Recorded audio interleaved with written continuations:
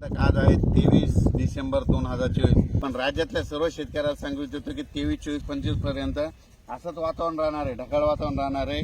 कुठंतरी थेंब पडणार आहे, कुठं पाऊस येईल पण लक्षायचं. पण राज्यातल्या शेतकऱ्याला सांगू इच्छितो, वीट उत्पादकांना सांगू इच्छितो, कांदा शेतकऱ्याला सांगू इच्छितो, ज्यांची मका बाहेर पडलेली त्यांना सांगू इच्छितो, कापूस ज्यांचा बाहेर टाकलेला त्यांना सांगू इच्छितो की 26, 27, 28 दरम्यान राज्यात सांगायचं झालं तर म्हणजे पुणे जिल्हा, नगर जिल्हा, सातारा, सांगली, कोकणपट्टी, त्याच्यानंतर संगमनेर, नाशिक जिल्हा, इकडं नंदुरबार, धुळे, जळगाव, संभाजीनगर, शिर्डी, कोपरगाव, त्याच्यानंतर बीड जिल्हा, परभणी जिल्हा, जालना जिल्हा, सिंदखेड राजा, बुलढाणा जिल्हा, अकोला जिल्हा, जळगाव जिल्हा, ह्या भागामध्ये म्हणजे त्याच्यानंतर हिंगोली, परभणी, लातूर, बीड, नांदेड या परिसरामध्ये सांगायचं झालं तर 26, 27, 28च्या दरम्यान भाग बदलत पाऊस पडणार आहे, सर्वदूर पडणार नाही म्हणून हा अंदाज लक्षात द्या.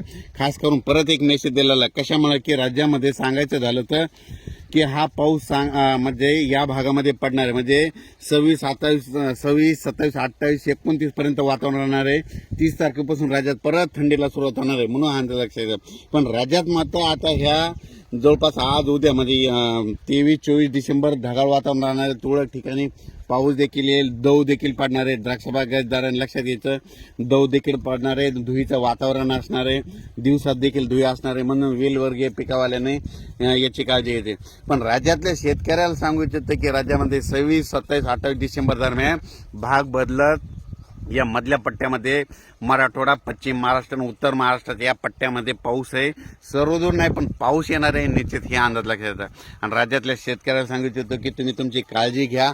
खूप काय मोठा पाऊस नाही पण पाऊस येणार आहे, त्याच्यामध्ये धुया असणार आहे, दव असणार आहे, दव देखील असणार आहे म्हणून हे अंदाज लक्षात द्यायचा. अचानक वातावरणात बदल लगेच उद्याच मेसेज देणार आहे. पण राज्यात आज बऱ्याच ठिकाणी आपल्या नातेवाईकाचे फोन येतील, आमच्या इथं थोडा पाऊस आला, थेंब पडले म्हणून हा अंदाज लक्षात द्यायचा. धन्यवाद.